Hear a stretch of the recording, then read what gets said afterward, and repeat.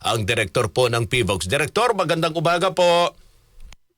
Yes sir, magandang umaga din po sa inyo. Ayan, oo. Kanina may balita ho na sinasabi dyan sa may area ng Mindanao, lalo tigid, dyan sa may Kalamansig, Sultan Kudarat, nakakaranas po sila ng sunod-sunod na paglindol. Ano ho ba itong sanhi, Direktor? Ito ho ba ay dahil sa, well, normal na nangyayari talaga yung lindol, pero parang nababahala ata yung mga tao doon kasi sunod-sunod ang paglindol na kanila pong nararamdaman. Yes sir, tama po kayo. May sunod-sunod po tayong paglindol sa may Kalamansig area. In fact, nag-start ito nung January 19. And until now, meron pa rin tayong nararamdaman na register. And this is what we call an earthquake swarm. Nangyari ito kapag nagkakaroon ng gradual release of stress sa isang active tectonic feature. Ang tinutukoy natin na active tectonic feature dito would be the Cotabato Trench. So as of 6 a.m. kanina, nakapagtala na tayo ng 1,410 earthquakes, and ang pinakamataas nangyari kaninang 5.4 at 1:05 Medyo malakas a.m. yun, Direktor, no?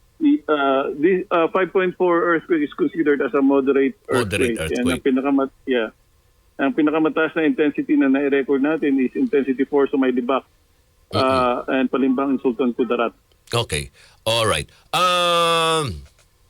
Ano po? Etong mga paglindol dyan sa may Libag at saka sa Kalamansig, base po sa inyong monitoring, ilan po ang sunod-sunod na naranasan po? Sabi nyo nga, January 19 pa pala nag-umpisa. Anong petsa na ngayon? Yes, nakapagtala na tayo ng 1,410 earthquakes.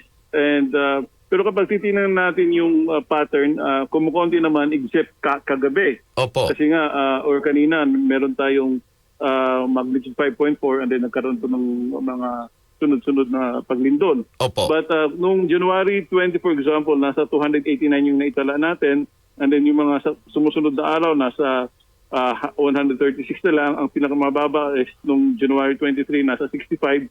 And then kagabi and until kanina, nakapagtala tayo ng 251 earthquakes. Opo. Generally, decreasing naman yung trend except nung kanina 5.4 na medyo tumaas. Opo. And then dumami yung lindol na sumunod. Opo. So ano po ang advice po ng PHIVOLCS dyan, Direktor, lalo tigit sa lokal na pamahalaan para sa sa safety ng kanilang mga residente? Okay, yung advice natin sa mga tao, lalo na yung mga nakatira sa coastal communities, is dapat alam nila yung natural signs of an impending local tsunami. Yung there is a sudden, if there is a strong shaking na halos hindi sila makatayo, if there is a roaring sound coming from the sea, and kung napapansin nila na may biglang bumaba yung dagat, then they have to evacuate immediately to a higher ground kasi baka pwedeng mag-generate ng tsunami. And kapag, again, ang gagawin din ng ibang tao na wala naman sa coastal community, kapag may malakas paglindol, then they do the duck cover and hold. Yung palagi nating ina-advise sa kanila. Oo. Kailangan na po ba silang magpatupad dyan ng preemptive, lalo na doon sa binabanggit nyo nga malapit sa coastal, malapit sa dagat? Tayo naman wala tayong binibigay na advice na magkaroon ng preventive evacuation, preemptive evacuation. Opo. But it's really up to the LGU kasi sila naman yung may, when it comes to enforcing preemptive evacuation, sila yung may mandate dyan. Opo. And in fact, may towns na pa-evacuate since last week pa. We cannot blame them kung extra cautious sila. But kami sa PHIVOLCS, wala pa po tayong advisory na binigay na magkaroon ng mag-evacuate yung mga tao sa coastal community. But it's really up to the LGU. Oo, discretion na yan ng local. That's right. Oo, pero siyempre hindi natin matatanggal yung takot sa kanila, Director. Diba? Especially last year, marami tayong mga malalakas na lindol na dumaan sa ating bansa. That's right, that's right. Oo. Pero, oo, wala namang active na bulkan dyan sa kanilang area na posible magiging sanhi din itong sunod-sunod na paglindol na kanilang nararanasan ngayon. Hindi po volcanic earthquake yung lindol natin, tectonic earthquake. Tectonic. And source po nito is the Cotabato Trench. Alright. Tatagal pa ba ito? Yung mga pagyanig na kanila pong nararanasan? This may last for several days to several weeks. So katulad nung nangyari sa Manila Trench earthquake swarm noong December 2024, took several weeks, 2 weeks up to 3 weeks bago eventually humupa yung activity. Oo. Pero habang tumatagal, Direktor, hindi ba delikado to? Or wala naman dapat ikabahala? Well, dapat extra cautious din yung mga tao natin, mga kababayan natin. Ang napapansin natin sa mga earthquake storms habang tumatagal, kumukonti yung numbers and then humihina. But of course, there's always this possibility na magkakaroon ng outlier, biglang lumakas. But we're hoping na eventually mag-dissipate na yung mga lindol. Maging normal na yung kanilang sitwasyon dyan, okay? Idudugtong ko na rin, Direktor, opo, ang sitwasyon naman ng Bulkang Mayon sa kasulukuyan. Kumusta na ho itong pag-aalburuto ng Bulkang Mayon? Yung Mayon volcano for the past 24 hours, nakapagtala tayo ng 240 volcanic earthquakes and 292 rockfall events. And kahapon, yung pyroclastic density currents natin umabot ng 37. But right now, nasa alert level 3 pa rin yung Mayon volcano. Opo. Hanggang alert level 3 pa lang. Walang posibilidad naman na mas itataas pa po yung alert level ng bulkan, Director? For now, wala muna, but the possibility is always there. We assess this on a day-to-day basis. So, titignan natin pag yung mga parameters na minomonitor natin mag-escalate, then we may raise it to alert level 4.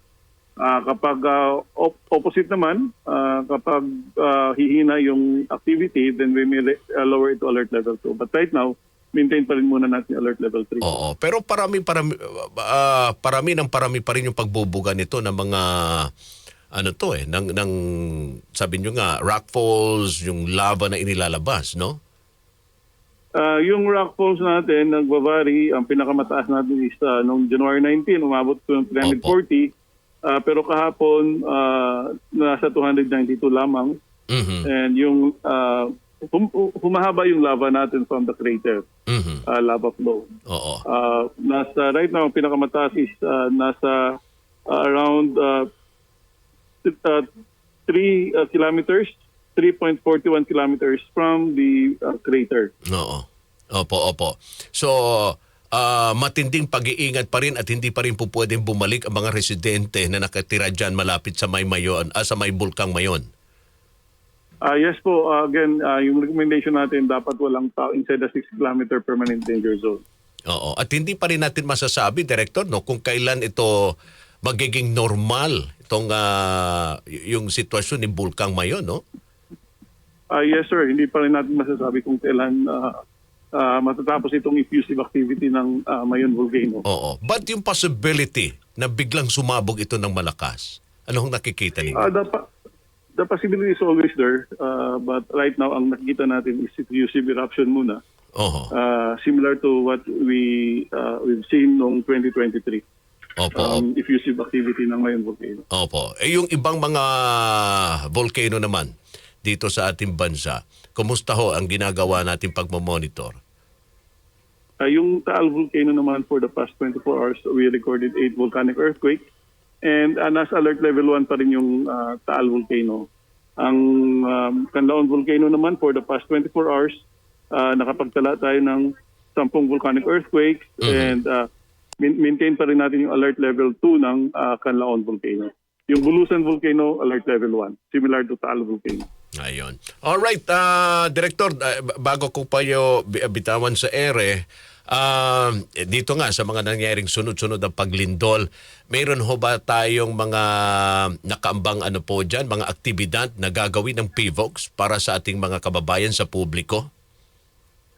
Yes po. In fact, this year po yung 50th anniversary ng Moro Gulf earthquake. It's on the same area, the same generator earthquake, yung Cotabato Trench, and that earthquake happened on 1976, 8.1, nag-generate ito ng tsunami and 8,000 people died. So ang ginagawa natin ngayon, magkakaroon tayo ng 50th commemoration of that event. Mga earthquake drill nationwide, may inaasahan po ba tayo na magsasagawa po ang PBOX? Yung Office of the Civil Defense po, may schedule na po sila. Sila talaga nag-initiate ng earthquake drill every quarter. So meron na silang schedule. Hindi ko lang memorize yung schedule nila, but every quarter meron tayong nakaprogram na yung earthquake drill for the entire 2026. Ayun, so dapat lahukan niya ng marami, di po ba? Ng maraming tao. Yes, sir. Yun pa talaga pag tayo ay handa sa mga ganitong klaseng mga sakuna. Direktor, maraming salamat po sa inyong oras at panahon. Mabuhay po kayo. Maraming salamat din po. Thank you very much. Dr. Teresito Bacolcol, PBOX